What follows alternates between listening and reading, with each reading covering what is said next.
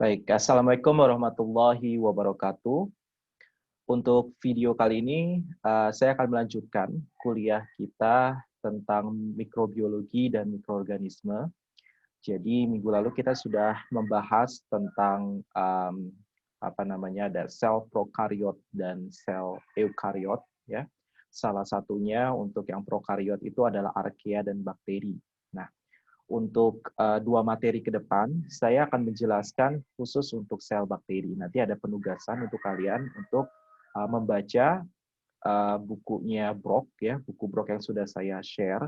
Nah, di situ menjelaskan juga tentang struktur sel dari prokariot. Nah, silakan kalian baca, kemudian kalian bikin catatannya di buku catatan kalian. Nanti kalian upload di Google Classroom.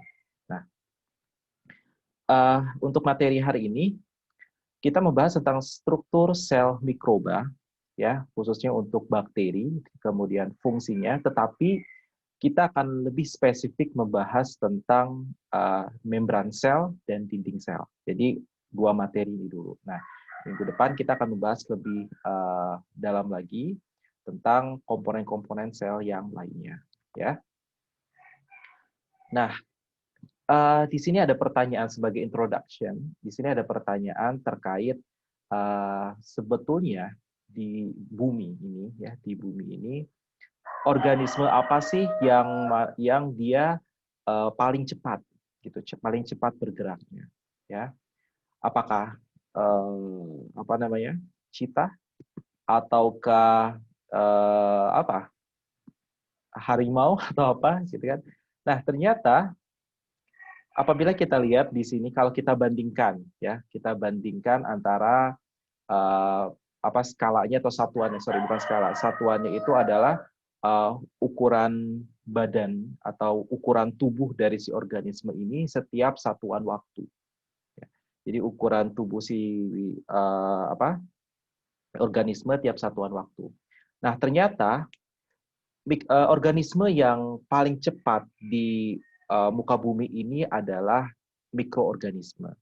Ya, contohnya ini. Contohnya adalah E. coli atau kita sebut sebagai E. coli, ya. E. coli ini merupakan bakteri, ya, bakteri yang dia memiliki flagela. Flagela itu flagelanya kan tahu kan flagela, ya. Flagela itu alat untuk motilitas, alat untuk bergerak si bakteri ini. Kemudian flagela itu dia berotasi, ya, agar si bakteri itu berpindah dari satu posisi ke posisi yang lainnya. Nah, kecepatannya itu diekspresikan dengan panjang dari si badan si E. coli tersebut tiap satuan waktu. Ya, ternyata memang si E. coli ini jauh lebih cepat dibandingkan dengan hewan yang tercepat yang ada di muka bumi ini. Nah, itu E. coli. Kemudian ada kalau di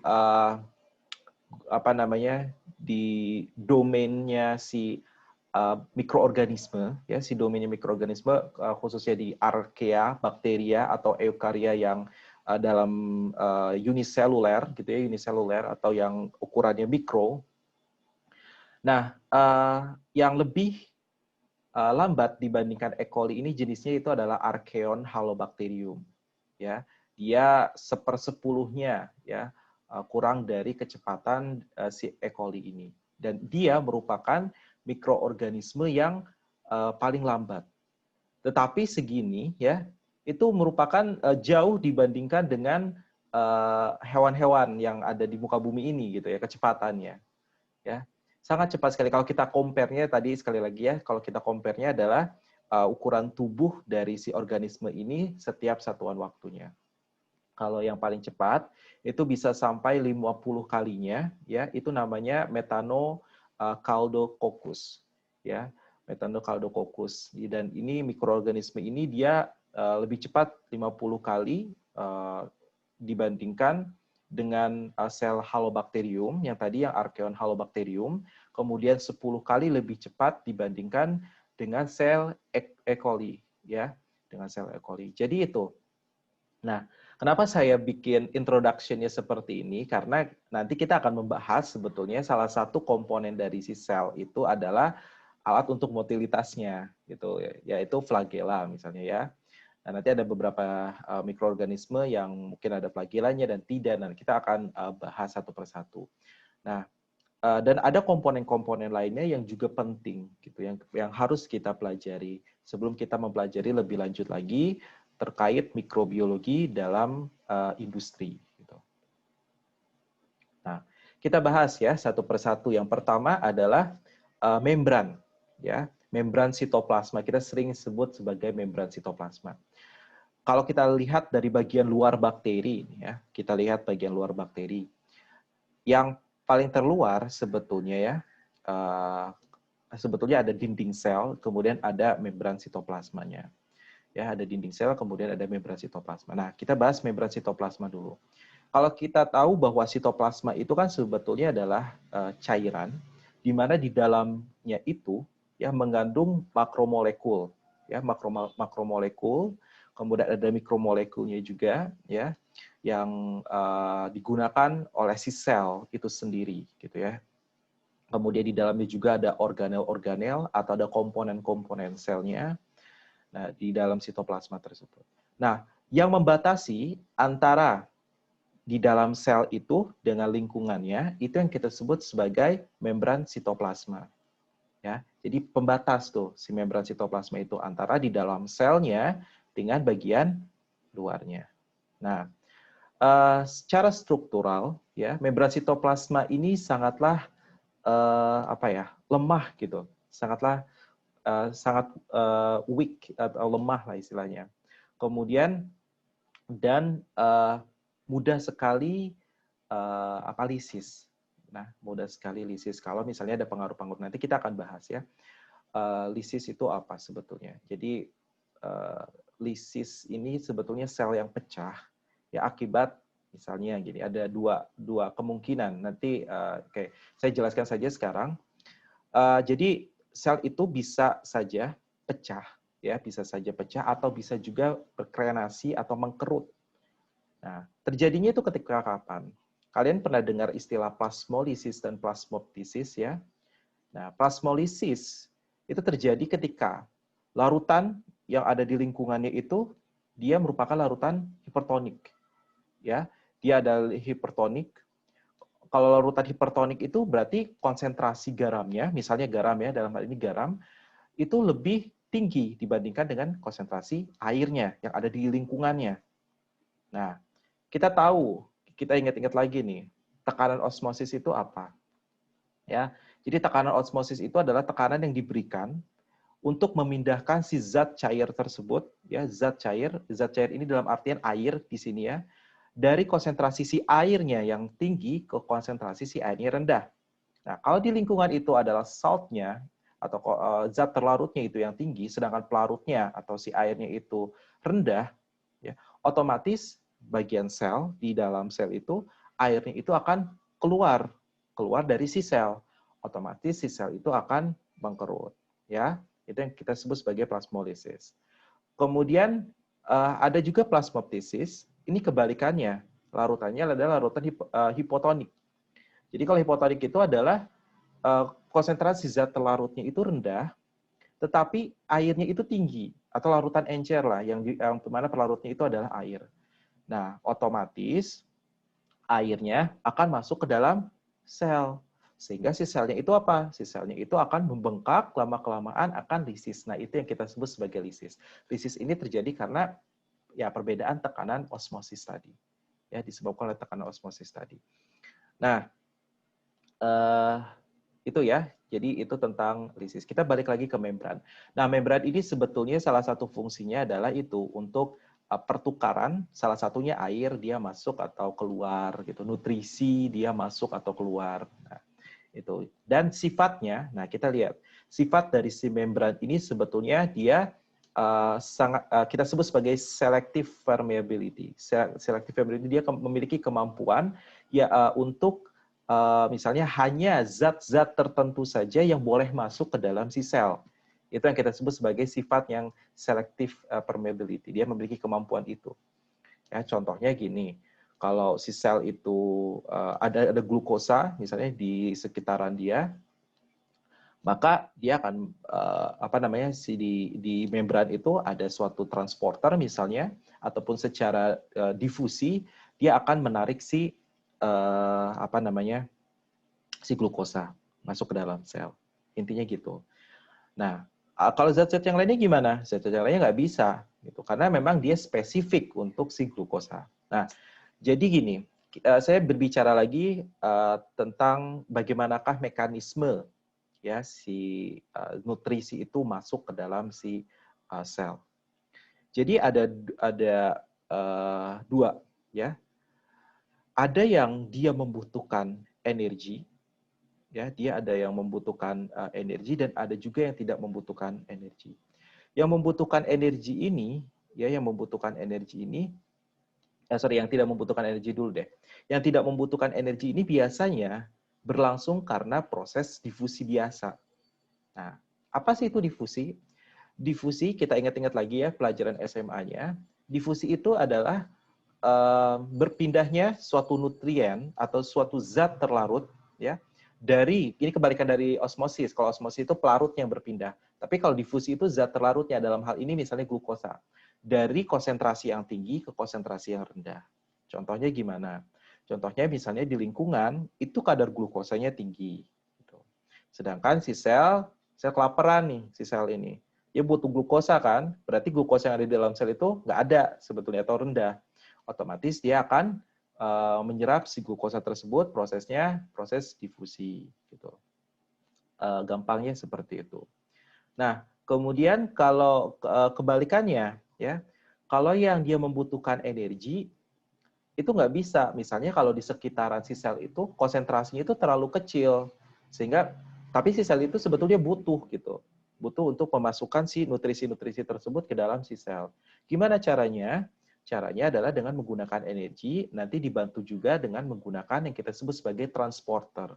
Ada protein-protein yang mana dia tertanam di dalam si membran. Nanti saya akan tunjukkan protein-proteinnya itu ya, ada jenis-jenisnya yang tertanam atau hanya menempel di si membran sitoplasma itu. Ya, itu dibantu oleh mereka. Nah, itu ya tentang proses perpindahan dari si nutrisi ke dalam sel. Nah, sekarang kita lihat dulu struktur dari si membran. Nah, membran sitoplasma. Membran sitoplasma ini bisa disebut sebagai phospholipid bilayer. Kenapa disebut? Saya jelaskan ya. Pertama fosfolipid, yang kedua bilayer. Kenapa bilayer? Karena di situ, di si membran itu ada dua lapisan. Nah, ini saya tunjukkan saja ya. Nah, ini ada dua lapisan ini. Ini lapisan yang bagian atasnya, ini lapisan bawahnya. Nah, menariknya di sini kalau kalian lihat ya, si membran ini dia ada dua, ada seperti kepala, kemudian ada ekornya. Nah, kemudian ini juga ada kepala dan si kepalanya itu dia bertolak belakang gitu, ya. Yang satu ke atas, yang satu ke bawah gitu ya. Nah, ternyata membran sitoplasma ini dia memiliki bagian yang sifatnya hidrofobik. Istilah fob berarti dia nggak suka air gitu ya, nggak suka air. Yaitu bagian yang fatty acid-nya. Fatty acid-nya itu yang mana? Yang ekor. Nah, yang ini nih. Ini adalah yang bagian ekornya. Paham ya? Jadi ada yang bagian hidrofobiknya, kemudian ada juga bagian hidrofilik. Yang hidrofiliknya mana? Yang hidrofiliknya yang ini, si gliserol, kemudian gliserol fosfat ya. Nah, ini ada gliserol, kemudian di sini ada si fosfat, nah, kemudian ada etanolamin ya. Oke, ini kita sebut sebagai gliserol fosfat lah, komponen gliserol fosfat umumnya. Gitu. Jadi sekali lagi ada bagian hidrofobiknya, ada bagian hidrofiliknya. Kalau bagian hidrofobiknya itu adalah fatty acid, kemudian hidrofiliknya itu adalah gliserol fosfat. Kalau kita lihat yang yang hidrofob berarti dengan hidrofob nanti nempelnya. Nah, jadi bentuknya seperti ini. Jadi hidrofob dengan hidrofob. Nah, dan yang hidrofil bagian keluar seperti itu, ya. Nah, memang seperti itu struktur dari si membran sitoplasma ini. Nah, kemudian membran sitoplasma ini kalau kita lihat ukurannya itu sekitar 8 sampai 10 nanometer. Dan sebetulnya kalau kita menggunakan TEM itu adalah salah satu mikroskop dengan sumber cahayanya itu elektron yang digunakan biasanya untuk melihat organel-organel yang di dalam si sel itu menggunakan TEM. Ada juga SEM. SEM itu biasanya untuk melihat permukaan dari si sel. SEM itu adalah scanning electron microscope. Ini adalah transmission electron microscope. Nah, dengan menggunakan TEM, dia bisa terlihat tuh, masih bisa diamati yang mana yang bagian si gliserofosfatnya, nah yang mana bagian si fatty acidnya gitu. Ya. Jadi masih bisa dibedakan. Ukurannya meskipun sangatlah kecil, 8 sampai 10 nanometer. Nah, kemudian sebetulnya kalau kita lihat gitu ya, kalau di gambar-gambar yang ada di buku itu, oh itu kayak padatan ya, gambar si membran sitoplasma itu sebetulnya bukan padatan itu. Ya, si membran sitoplasma itu memang strukturnya itu yang rigid itu yang kaku. Nah, tetapi sebetulnya ya dia agak fluid ya, agak encer, agak encer ya. Tingkat viskosnya itu setara dengan minyak yang dengan viskositas yang encer. Sebetulnya seperti itu. Dia enggak kaku kayak padatan atau apa, enggak kayak gitu. Tetapi sebetulnya dia bentuknya fluid ya. Sedikit agak bentuknya seperti cairan, istilahnya cairan yang bisa melewatkan yang sifatnya itu semi permeable gitu. Nah, itu tentang struktur dari si membran sitoplasma. Nah, sekarang kita lihat lagi. Tadi saya sudah bilang bahwa si membran sitoplasma itu sebetulnya dia memiliki protein, ya, memiliki protein atau bukan protein. Tadi saya bilangnya transporter. Transporternya itu ya sebetulnya itu adalah protein yang tertancap di si membran tersebut atau yang menempel di si membran itu sendiri, ya. Nah, kalau protein yang tertancap di dalam membran itu kita sebut sebagai integral membran protein atau protein membran integral, ya. Yang mana protein membran integral? Nah, ini saya kasih highlight-nya ya, yang ini nih. Nah, yang ini bagian ini. Ini bagian ini. Nah, ini yang dia bisa melewatkan si molekul-molekul nutrisi yang dibutuhkan oleh si sel untuk lewat gitu ke dalam sel, meskipun misalnya konsentrasinya itu rendah gitu ya, dan membutuhkan energi untuk masuknya seperti itu. Nah, kemudian yang lainnya ada yang kita sebut sebagai peripheral membran protein atau protein membran periferal yang mana dia tidak menancap seperti ini ya. Oke, tidak nancap seperti, sorry, nggak kelihatan. Nah, ini menancap seperti ini. Nah, ini yang kita sebut sebagai yang periferal. Oke, ini nggak kelihatan. Oke, ini nggak kelihatan ya. Nah, yang contoh yang bawah aja. Nah, yang ini yang integralnya yang tadi menancap. Nah, yang periferal itu yang ini nih, dia cuma nempel aja gitu di permukaannya aja, di satu lapisan layernya aja gitu. Itu yang kita sebut sebagai protein periferalnya, ya. Nah, itu protein periferal. Nah, kemudian protein membran periferal ini sebetulnya adalah lipoprotein. Lipoprotein berarti tersusun atas lipid dan protein, ya, lipid dan protein. Yang mana di bagian tail-nya, tail itu adalah bagian ekornya, ya, di bagian bawahnya itu dia merupakan lipid, sehingga nanti dia akan berikatan dengan bagian lipid yang bawahnya sini. Oke, yang ini nih bagian lipid sini, ya, bentuknya kayak gini kan, dia akan berikatan dengan lipid yang sini karena tailnya itu adalah lipid dengan fatty acid gitu ya, dia akan berikatan satu dengan yang lainnya. Nah, kemudian Dan ini digunakan juga untuk metabolisme energi dan untuk perpindahan nutrisi ke dalam sel. Jadi intinya dua si protein ini dia fungsinya itu sama gitu ya. Fungsinya sama untuk berperan dalam transport nutrisi ke dalam si sel itu sendiri. Gampangnya gitulah ya. Nah, kemudian kalau kita lihat sitoplasma ya, kita bahas sitoplasma atau kita bahas permeabilitas. Sitoplasma ini sebetulnya adalah suatu cairan yang mana cairan tersebut dia mengandung garam, kemudian ada gula, kemudian ada asam amino, ada nukleotida, kemudian ada molekul-molekul yang lainnya. Nah, kemudian sebetulnya si sitoplasma ini ya, jadi sifatnya itu sangatlah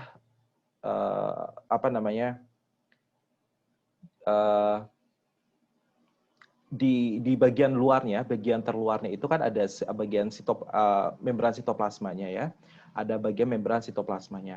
Nah, membran sitoplasma ini yang menghalangi cairan yang ada di dalamnya di sitoplasma itu untuk keluar tadi ya, untuk keluar, kemudian untuk keluar dan juga dia bisa melewatkan yang ada di environment-nya untuk masuk ke dalam si sel. Jadi itu fungsi dari si membran sitoplasmanya. Nah, kalau misalnya kita lihat gitu ya dari ukurannya aja, dari ukuran si molekul-molekulnya, ya. Nah, molekul-molekul sebetulnya dia bisa berpindah ya, bisa berpindah dari luar ke dalam si sel. Itu sebetulnya bukan karena misalnya pore size-nya yang besar lah, kemudian kalau kita lihat nih ya, kalau kita lihat sebetulnya water ini ya dia memiliki apa namanya laju permeabilitasnya itu yang paling tinggi dibandingkan dengan senyawa-senyawa lainnya atau molekul-molekul lainnya seperti gliserol, kemudian triptofan, glukos, kemudian ion-ion klorida, kemudian ion potasium, ion sodium. Nah, kita lihat di sini kenapa? Karena di dalam membran protein tersebut dia mengandung yang kita sebut sebagai aquaporin, ya, yang ada salah satu protein membran ya di dalam membran tersebut yang kita sebut sebagai aquaporin, yang tujuannya untuk apa? Tujuannya itu adalah untuk mempercepat laju masuknya si air ke dalam sel. Gitu. Jadi ada meskipun size-nya yang besar ya meskipun size-nya yang besar dan mungkin nggak bisa gitu masuk ke dalam sel kalau misalnya di dalam membran sel itu yang ukuran mungkin pornya di situ yang sifatnya misalnya yang di dalam kan di si membran itu kan ada yang bagian hidrofobiknya kan ya, artinya bahwa kok bisa sedangkan air itu kan hidrofil gitu. Sedangkan air itu hidrofil, kenapa dia bisa masuk ke dalam si sel? Sedangkan di membrannya itu dia sifatnya adalah hidrofob. Gitu. Nah, ada bagian hidrofobnya. Ternyata di situ ada yang kita sebut sebagai protein membrannya itu adalah si aquaporin.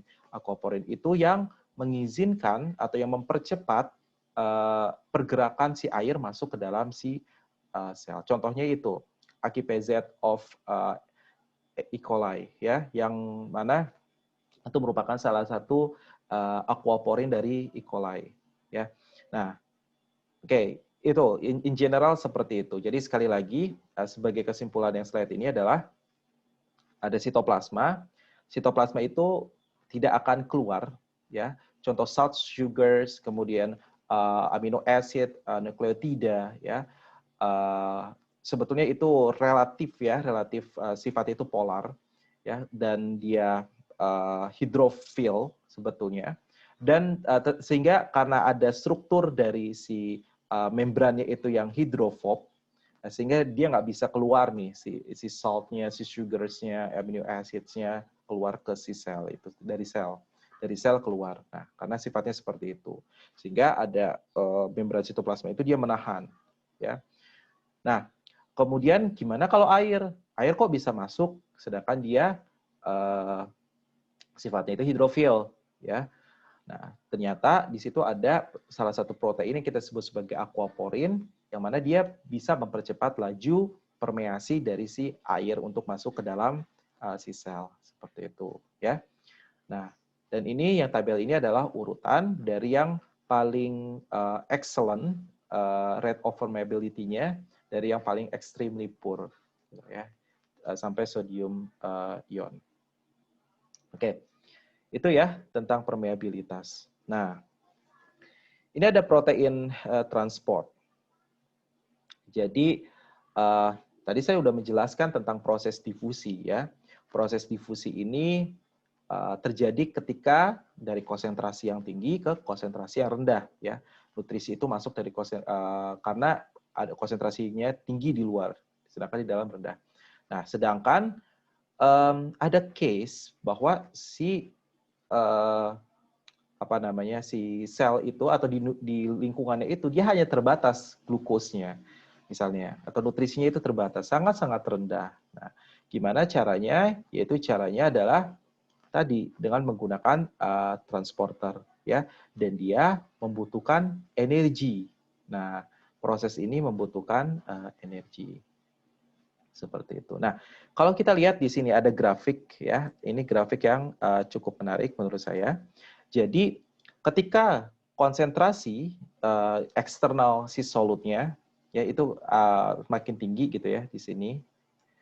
Oke, kalau proses difusi otomatis yang simple diffusion ini otomatis dia akan meningkat, ya, tetapi ternyata laju masuknya itu dia nggak signifikan seperti itu. Nah, kalau menggunakan transporter, ya, dengan menggunakan transporter, dengan konsentrasi yang kecil, dia bisa tinggi, gitu. Ya, kalau yang transporter, dia bisa tinggi. Tetapi kalau konsentrasi yang ditingkatkan lagi, misalnya di konsentrasi di lingkungannya itu kita tingkatkan, dia udah nggak bisa masuk lagi dalam, lajunya itu nggak bisa meningkat lagi dan konstan. Jadi sifatnya udah jenuh, gitu. Nah, sudah jenuh. Seperti ini. Nah, di sini ada beberapa karakteristik, ya, ada beberapa karakteristik dari sistem transport ini. Ada yang kita sebut sebagai saturation effect, kemudian ada high specific. Ini sifat-sifat dari sistem transport tadi, ada yang saturation effect. Jadi intinya gini, kalau yang saturation effect itu di permukaan atau di bagian luarnya itu, ya, di bagian transportnya itu, si protein transportnya itu ditarik dulu tuh, dikumpulin dulu, ya, dikumpulin dulu si nutrisi-nutrisinya, biar konsentrasinya itu yang bagian di luar si transport itu lebih tinggi dibandingkan bagian dalam. Misalnya gini, saya ada membran ini, kemudian di bagian transportnya, ya. Nah, di bagian permukaan ini biasanya, ya, di sekeliling ini, dia dibuat jenuh terlebih dahulu atau di bagian dalamnya, misalnya ini, ya, nah, di bagian dalam sini, dia dibuat jenuh terlebih dahulu atau dibuat konsentrasinya tinggi terlebih dahulu, sehingga konsentrasi bagian sini akan berbeda dengan konsentrasi bagian sini. Sehingga dia akan turun ke bawah, seperti itu, ya. Nah, itu yang kita sebut sebagai saturation effect. Ya. Biar jenuh dulu di bagian transporternya itu, sehingga kita bisa melewatkan nutrien-nutrien tadi masuk ke dalam si sel, kayak gitu. Nah, kemudian ada high specificity. Jadi spesifik gitu, ya.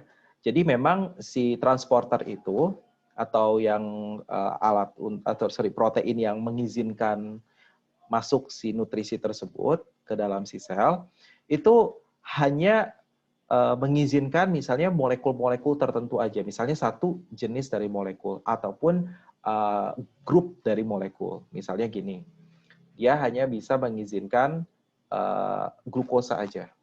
Kemudian ada juga, ya, protein-protein yang dia mengizinkan yang sekumpulan grup, misalnya gula-gula C6 gitu, ada fruktosa, glukosa. Nah, itu bisa masuk ke dalam sel. ataupun misalnya jenis-jenis asam amino tertentu misalnya ya, sekumpulan tersebut. Nah, jadi itu sangat selektif ya. Dia high specificity. Nah, kemudian sintesisnya ya, sintesis apa namanya sintesisnya itu betul-betul dikontrol itu oleh si sel ya, benar-betul dikontrol, diatur oleh si sel. Nah, oke. Ini kita skip dulu aja, kita lewati dulu saja. Nah, di sini kita akan membahas lebih dalam lagi tentang transport protein ya. Nah, transport protein. Nah, oke, jadi itu ya. Kenapa si sel itu sebetulnya membutuhkan, kenapa harus ada transport protein? Sebetulnya itu untuk alat makan dia. Gitu. Ada transporter kayak kita kan mulut kita nih ya, mulut kita itu adalah protein transporternya sebetulnya. Nah, sama halnya dengan si sel, ada transporter yaitu protein yang tertancap di si membran itu. Nah, dan transporter ini sebetulnya ya diperlukan untuk memasukkan nutrisi ataupun juga bisa membuang kotoran atau waste atau limbah ya, hasil metabolisme yang perlu dibuang oleh si sel keluar seperti itu. Nah, di sini untuk case-nya yang prokariot ya, in general prokariot baik itu archaea maupun bakteria, di sini ada 3 jenis transportnya ya. Yang pertama yang kita sebut sebagai simple transport, yang kedua kita sebut sebagai group translocation, kemudian yang ketiga yang kita sebut sebagai ABC transporter. Nah, apa perbedaannya ya? Perbedaannya sebetulnya untuk yang simple transport ya, untuk yang simple transport ini. Nah, kalau yang simple transport ini, jadi si nutrien tersebut dia masuk ya bersamaan dengan si proton. Jadi ada gaya yang dihasilkan oleh si proton. Si proton itu dia masuk ke dalam si sel. Proton itu apa? Proton itu adalah si H+ ini, ya.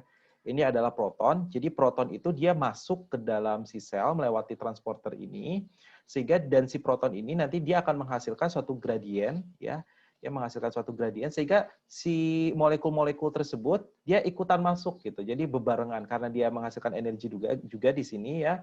Sehingga si molekul-molekul ini juga dia akan ikut bebarengan dengan si proton untuk masuk ke dalam si sel. Itu yang kita sebut sebagai simple transport. Nah, untuk yang group translocation ini ya, group translocation nanti akan saya jelaskan, kemudian ada ABC transporter juga nanti akan saya jelaskan setelah slide ini. Ya. Nah, kita bahas satu persatu. Nah, tadi yang sederhana aja, yang simple transport. Kalau simple transport itu kita lihat di sini, ini dikategorikan sebagai apa? Yang simport, ya, yang simport ini nih. Bentar ya. Nah, ini yang simport. Jadi si nutrien itu masuk berbarengan dengan si proton. Jadi arahnya itu sama. Misalnya arahnya masuk dua-duanya masuk seperti ini. Ya, itu yang kita sebut sebagai yang simportnya. Kemudian ada juga yang uniport. Uniport ini biasanya karena adanya difusi seperti itu ya.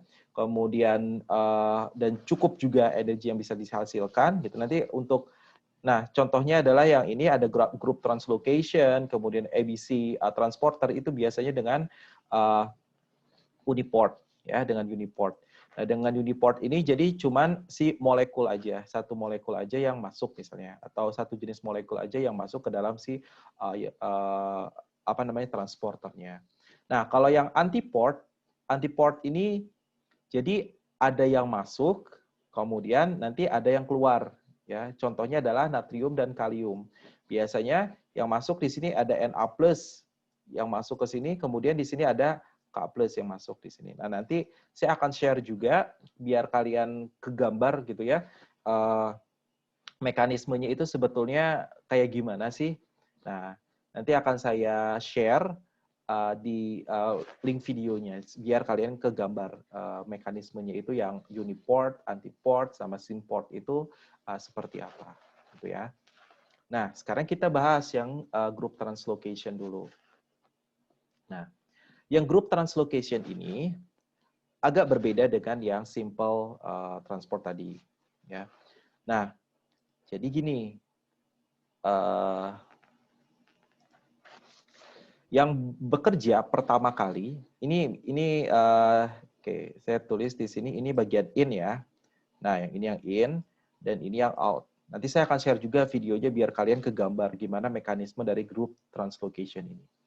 Nah, di sini ada glukosa. Nah, glukosa ini pengen masuk, tapi nggak bisa, nggak kekurangan energi. Gimana untuk menghasilkan energi tersebut? Di dalam sel itu ada PEP, ya, fosfoenolpirufat. Sebetulnya dia membawa energi yang besar, ya, dia membawa energi yang besar, atau molekul pembawa energi, salah satu molekul pembawa energi.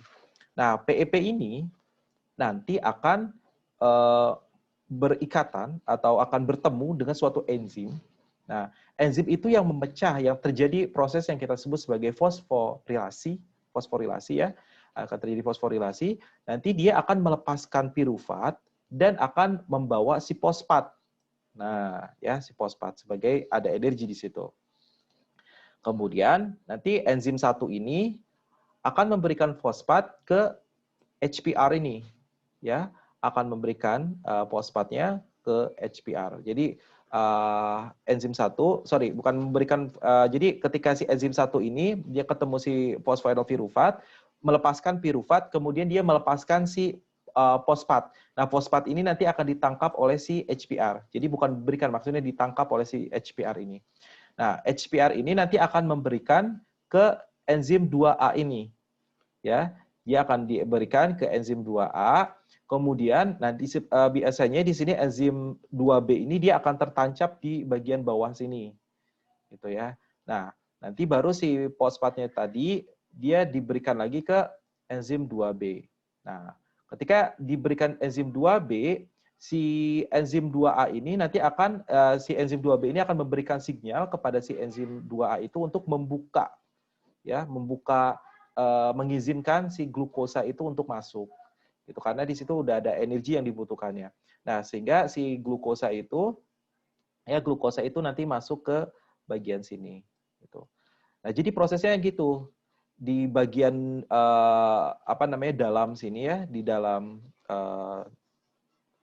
sitoplasma, ya, di bagian dalam sitoplasma itu ada enzim-enzim yang berperan untuk membantu si glukosa masuk ke transporter tadi. Gitu. Jadi tadi dalam bentuk fosfoenolpirufat nanti akan menghasilkan energi yang digunakan untuk si glukosa masuk ke dalam enzim tersebut. Nah, glukosa yang masuk ini tadi kan ada fosfat, itu nanti berikatan dulu dengan si fosfat tersebut. Jadi namanya glukos 6 fosfat. Nah, glukos 6 fosfat ketika masuk ke dalam sel, dia udah pecah. Jadi glukos, kemudian fosfatnya. Nah, seperti itu. Jadi mekanismenya itu. Nah, mekanismenya ini atau prosesnya itu yang kita sebut sebagai, sistemnya itu kita sebut sebagai fosfotransferase system. Ya, fosfotransferase system. Dan di sini terjadi modifikasi secara kimiawi si molekul tersebut. Tadi kan dari glukosa, kemudian jadi glukosa 6 fosfat. Gitu ya, tadi berikatan dengan si fosfat ini gitu. Jadi intinya seperti itu. Nanti saya akan share ya videonya biar kalian kegambar. Oh, seperti itu loh mekanismenya. Nah, kemudian ada juga yang ABC system, ya, ABC system atau ATP binding cassette.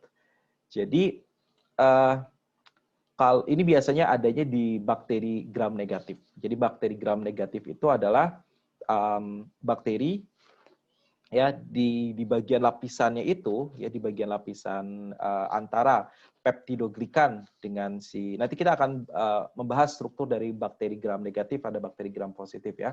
Di situ ada bagian yang kita sebut sebagai ini periplasma. Nah, periplasma itu adanya di antara peptidoglikan dengan si membrannya. Ya, sorry, ini maksudnya si membran, ya, membran sitoplasmanya. Nah, itu yang kita sebut sebagai periplasma. Nah, periplasma ini dia mengandung enzim-enzim yang ada di dalam sini. Di sini ada enzim-enzim. Nah, Enzim-enzim ini gunanya untuk apa? Kok ada enzim-enzim di antara peptidoglikan dengan si membran sitoplasma ini? Jadi sebetulnya si enzim-enzim ini dia apa istilahnya ya? Bukan si enzim, maksud saya si protein, bukan enzim ya, protein. Jadi yang kita sebut sebagai periplasmic binding protein. Jadi protein yang mengikat, yang mengikat di bagian periplasma ini. Nah, jadi tujuannya untuk apa? Tujuannya dia memiliki afinitas yang sama untuk molekul-molekul tertentu. Gitu. Jadi afinitas itu maksudnya kesukaan. Karena si membran ini misalnya dia tidak memiliki gaya tarik menarik gitu ya, dia tidak memiliki afinitas yang sama dengan nutrisinya, tapi si nutrisi ini dibutuhkan nih oleh si sel ini. Jadi ternyata ada protein yang mana dia memiliki afinitas. Nah, nanti si protein afinitas yang sama dengan si molekul. Nah, si protein ini nanti dia mengikat si molekul ini. Nah, nanti kan ini terikat nih. Nanti terikat, kemudian nanti dia dibawa ke sini. Nah, dibawa ke sini. Kemudian dibawa ke sini. Nah, kemudian dia nempel kan si protein periplasmic binding protein dengan si molekulnya, dia nempel di bagian membran spanning transporternya, di bagian transporternya. Kemudian nanti dia akan memberikan sinyalnya kepada apa? Kepada ini. Di sini ada bagian lagi nih, yang bulat-bulatan ini itu kita sebut sebagai ATP hydrolyzing protein. Ya, ini ada ATP hydrolyzing protein.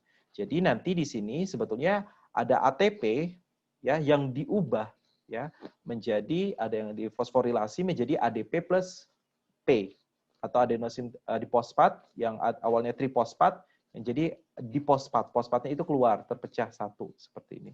Nah, energi ini digunakan untuk apa? Untuk membuka. Jadi kan udah masuk nih nanti, udah kebuka nih si nutriennya itu atau si molekulnya itu nanti masuk ke sini. Nah, bagian ini yang awalnya tertutup, tadi udah dihidrolisis ATP menjadi ADP, nanti jadi terbuka, energi untuk membuka bagian ini aja.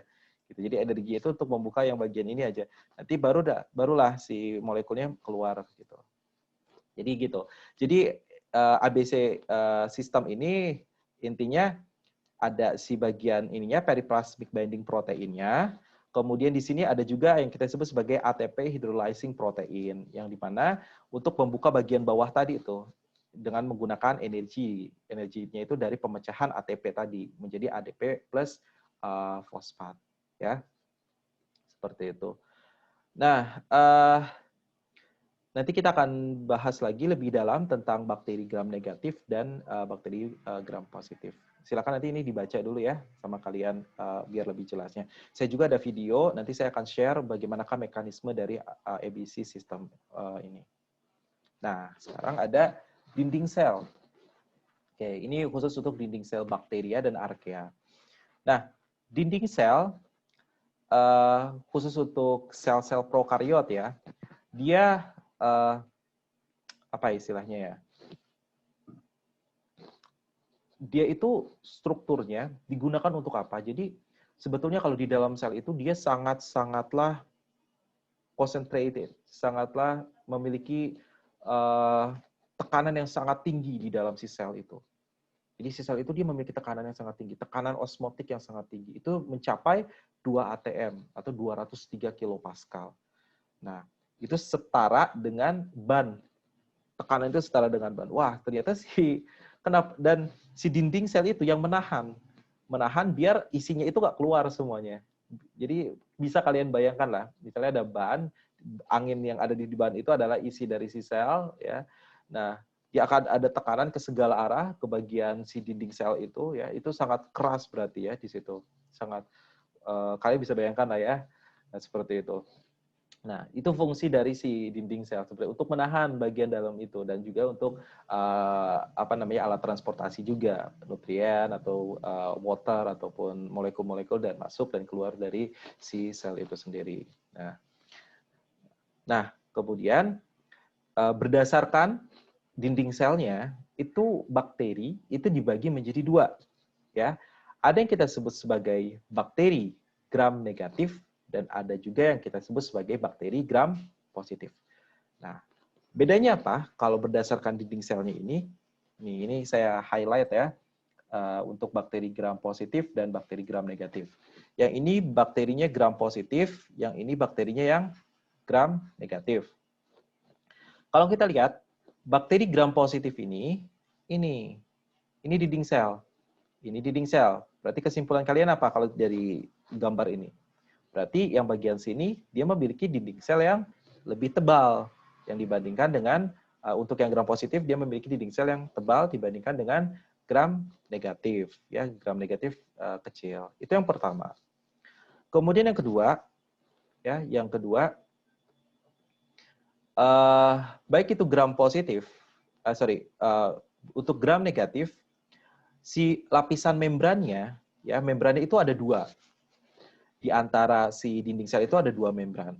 Membran yang bagian dalam itu yang kita sebut sebagai inner membran, ya. Jadi membran atau bahasa Indonesia adalah membran bagian dalam, kemudian ada yang outer membran atau membran bagian luarnya, ya. Jadi ada itu yang gram negatif. Jadi itu. Nah, nanti ada stainingnya. Staining itu pewarnaannya. Itu kita bisa membedakan antara bakteri gram positif dan bakteri gram negatif dari pewarnaannya. Biasanya untuk bakteri gram positif itu akan menghasilkan warna biru dan bakteri gram negatif itu menghasilkan warna tak berwarna sebetulnya, ya. Karena untuk melihatnya lagi nanti kita beri pewarna tambahan, ya, warna merah gitu. Nah, nanti kenapa dia bisa warna biru, bisa warna merah, nanti saya akan jelaskan di bagian belakang. Nah, seperti itu. Jadi kita lihat dari dinding selnya. Nah, kalau kita lihat bentuknya seperti ini, ya, peptidoglikannya. Oke. Ini ya peptidoglikan, kemudian ini bagian membran sitoplasmanya. Ini kita lihat. Nah, kalau ini kita lihat dari temnya, kalau yang bagian sini kita lihat dari si SEM. SEM itu biasanya melihat permukaan gitu, ya, di bagian luarnya. Nah, ini untuk yang B, yang A ini untuk gram positif, dan ini adalah untuk yang gram negatif. Ternyata di situ ada outer membran, kemudian ada cytoplasmic membran. Sorry ya, kita sebut sebagai cytoplasmic membran sama outer membran. Cytoplasmic membran itu yang membran bagian dalam, kalau yang outer membran itu membran bagian luar. Nah, membran bagian luar ini nanti ada komponen-komponen lainnya, dan bakteri gram negatif contohnya adalah Salmonella, kemudian ada juga Shigella, kemudian ada juga E. coli, ya, itu bakteri-bakteri yang sangat berbahaya, bukan berbahaya, maksudnya bakteri patogen, ya, bakteri yang merugikan tubuh kita, yang bisa menyebabkan penyakit di tubuh kita. Kenapa? Karena kalau kita lihat tuh di bagian luarnya itu ada yang serabut-serabut itu di bakteri gram negatif, ya nanti kita akan bahas tentang serabut-serabut itu yang akan menghasilkan endotoksin. Di situ ada lipidnya. Lipidnya itu yang menyebabkan toksik untuk tubuh kita, gitu. Ya, itu. Jadi itu perbedaan antara bakteri gram positif dan bakteri gram negatif, ya. Tolong diingat-ingat materi ini. Nah, sekarang bahas tentang kimia dari peptidoglikan. Jadi peptidoglikan kita tahu bahwa itu adalah dinding selnya, ya. Peptidoglikan adalah lapisan yang ada di bakteri yang sifatnya itu rigid atau kaku, yang kuat, gitu ya. Tadi bisa menahan sampai tekanan yang setara dengan ban tadi. Nah, itu yang peptidoglikan. Nah, ternyata peptidoglikan ini kalau kita lihat secara kimiawi itu tersusun atas dua jenis turunan gula. Gula amino, kita sebut sebagai gula amino. Kita sebut sebagai N-asetilglukosamin sama N-asetilmoromic acid. Yang mana? Yang ini nih. Ya. Ini N-asetilglukosamin, kita nyatakan G, kemudian ada N-asetilmoromic acid, M, ya. Nah, oke, itu, dan dia terikat antara N-asetilglukosamin dan N-asetilmoromic acid dengan ikatan beta 1,4. Di sini ada ikatannya nih, namanya ikatan beta 1,4. Selain itu, khususnya untuk N-asetilamin gitu ya, N-asetilmoromic acid, dia akan mengikat juga komponen-komponen lainnya. Contohnya beberapa jenis asam amino seperti L-alanin, kemudian ada juga asam glutamat, kemudian L-alanin, D-alanin, L-alanin, kemudian ada juga lisin, ya. Nah, nanti akan terikat juga dengan beberapa jenis turunan-turunan asam amino. Kemudian ada yang molekul-molekul yang mirip, gitu ya. Contohnya adalah DAP atau diaminopimellic acid. Nah, itu jadi peptidoglikan. Nah, antara satu bagian ini ya yang saling berikatan nih, satu antara N-acetylglucosamin, N-acetylmorphic acid sama protein-protein turunannya, itu kita sebut sebagai glikan tetrapeptida. Ya, itu adalah glikan tetrapeptida. Nah, glikan tetrapeptida nanti akan berikatan satu dengan yang lainnya membentuk peptidoglikan. Jadi satu glikan tetrapeptida berikatan lagi itu akan membentuk peptidoglikan. Nah,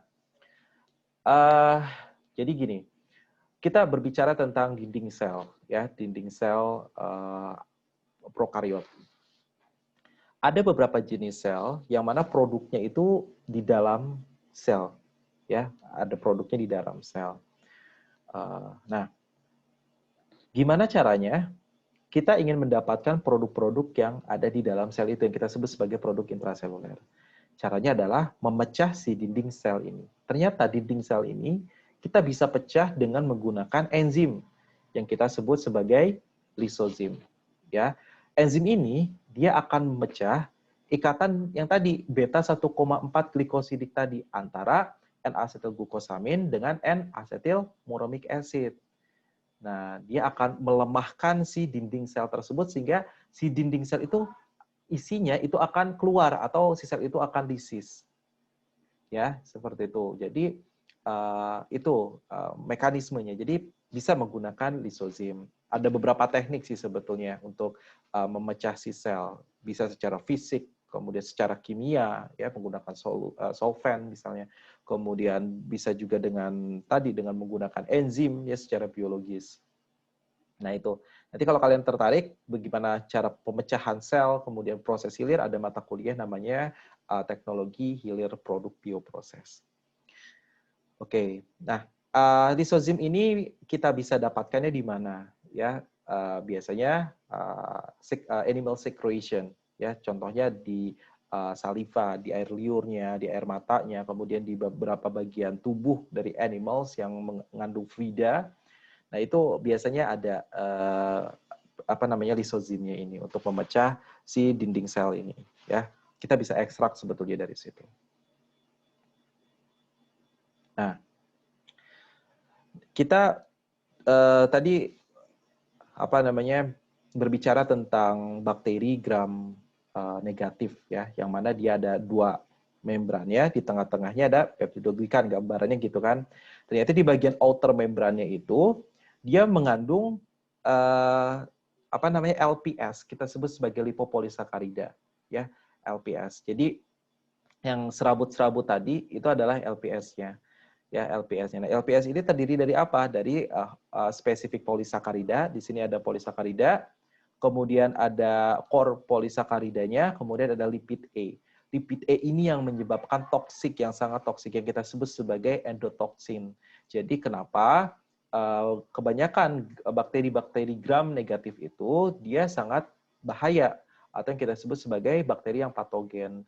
Tadi ini karena komponen lipopolysaccharide layers-nya ini yang dia mengandung lipid E ini yang terdiri atas endotoxin kompleks ini. Gitu. Nah, oke, seperti itu ya. Ini ada bagian-bagiannya. Jadi lipopolysaccharida tersusun atas bagian LPS-nya terdiri atas dua komponen. Ada yang core polisakarida dan ada juga yang O spesifik polisakarida. Jadi yang O spesifik polisakarida ini, kemudian yang core polisakaridanya.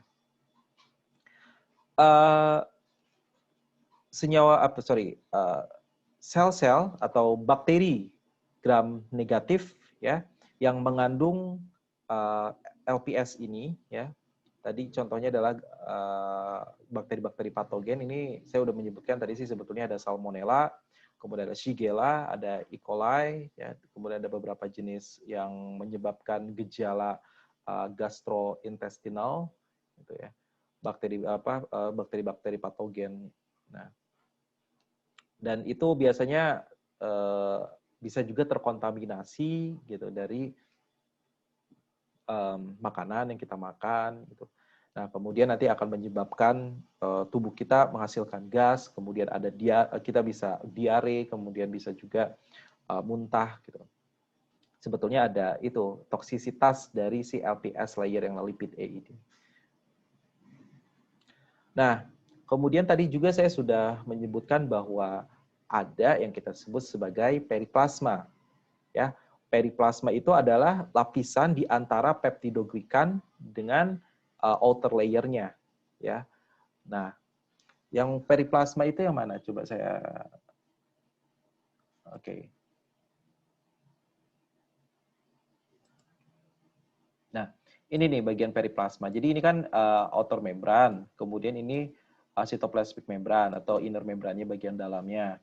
Nah, kemudian yang ini yang tadi kita sebut sebagai LPS-nya ya, ada yang O spesifik polisakarida, ya, kemudian yang ini nih yang O spesifik polisakarida, kemudian ada yang core polisacaridanya, ya. Yang lipidnya itu di bagian mananya? Lipid E-nya itu sebetulnya di bagian dalam sini. Nah, lipid E ini dia akan berikatan dengan bagian hidrofobiknya yang ada di membran selnya itu sendiri, gitu. Nah, ini ya ada LPS. Kemudian tadi ada periplasma. Di periplasma itu dia mengandung enzim-enzim yang mana bukan enzim protein ya, protein periplasma, periplasmic binding protein tadi, yang mana dia berperan juga dalam transport nutrisi ke dalam si sel. Nah, tujuannya untuk apa? Kok ada outer membrannya di sini? Sebetulnya itu untuk mencegah si protein-protein tadi keluar ke si sel. Jadi keluar ke si sel. Nah, kemudian selain periplasma, di sini juga ada yang kita sebut sebagai porin. Nah, porin itu apa sih? Jadi porin itu adalah di bagian outer membran ini ternyata dia juga bisa melewatkan zat-zat tertentu, gitu ya. Bisa melewatkan atau mengeluarkan zat-zat tertentu lewat si porin. Jadi porin itu yang ini nih bagian sini. Nah, ini adalah porin. Porin itu protein juga sebetulnya yang mana dia bisa melewatkan nutrisi ataupun mengeluarkan waste yang tidak dibutuhkan oleh si mikroorganisme seperti itu. Oke, itu ya. Nah, sekarang yang terakhir ini adalah hubungan antara dinding sel dengan pewarnaan gram. Tadi saya udah bilang bahwa bakteri gram positif, tadi kriterianya, ciri-cirinya itu adalah dia dinding selnya, peptidoglikannya itu yang tebal, ya, kemudian dia cuma satu layer aja si membrannya. Kalau misalnya bakteri gram negatif, di situ ada dua layernya, ya, ada layer ada yang kita sebut sebagai cytoplasmic layer atau inner layernya, kemudian ada outer layernya. Ya. Nah, untuk membedakan protein gram positif dan protein gram negatif itu juga kita bisa menggunakan pewarnaan, teknik pewarnaan. Ya. Nah, tadi saya udah bilang kalau yang positif warnanya ungu, ya, yang negatif warnanya merah biasanya atau pink. Nah, jadi kenapa bisa seperti itu? Nah, kita menggunakan pewarna yang kita sebut sebagai insoluble crystal violet iodine. Jadi ada iodine kompleks ya. Jadi ada pewarnanya itu adalah kristal violet, kemudian ditambahkan juga iodin di situ menjadi kristal violet iodine kompleks, yang mana nanti si pewarna tersebut dia akan membuka pori-pori dari si dinding sel, gitu ya, dari dinding sel. Kalau bakteri gram positif, dua-duanya sebetulnya ya, bakteri gram positif maupun negatif, dia akan menyerap si kristal violet iodine tersebut, ya. Nah, kemudian udah diserap tuh ya si kristal violet iodine, kemudian nanti ditambahkan alkohol. Ditambahkan alkohol. Tujuan penambahan alkohol ini apa? Kalau bakteri gram positif, karena langsung berinteraksi dengan dindingnya tadi ya, dia akan mengkerut. Dia akan mengkerut ketika ditambahkan si alkohol. Sehingga kan tadi kan si pewarna kristal violet iodine udah masuk tuh ke dalam si dinding selnya. Sehingga nggak bisa keluar lagi nih, nggak bisa dikeluar lagi dengan menggunakan alkohol, dicuci dengan menggunakan alkohol, karena alkohol tadi ditambahkan malah mengkerut. Tapi kalau yang bakteri gram negatif itu bisa melisiskan atau mengekstrak si bagian outer membrannya, juga bisa mengeluarkan si zat warnanya tadi. Dan dinding selnya karena tipis tadi gitu ya. Dinding sel bakteri gram negatif itu tipis tadi. Jadi si pewarna-pewarna tersebut ya larut gitu ke dalam si alkohol, dan nggak bisa, dan karena dindingnya yang tipis tadi dia nggak bisa mengikat si pewarna tersebut, si kristal violet iodine.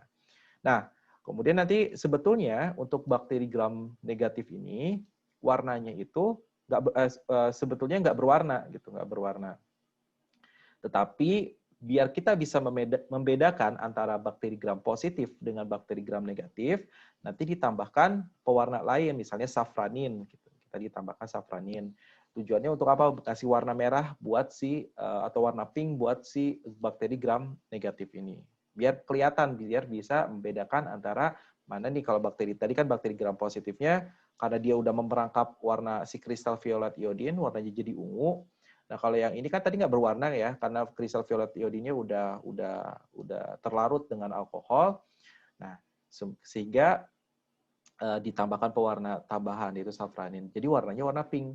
Jadi kalian kalau lihat di bawah mikroskop, oh itu bisa membedakan antara bakteri gram positif yang warna ungu, kemudian bakteri gram negatif yang berwarna pink seperti itu. Ya.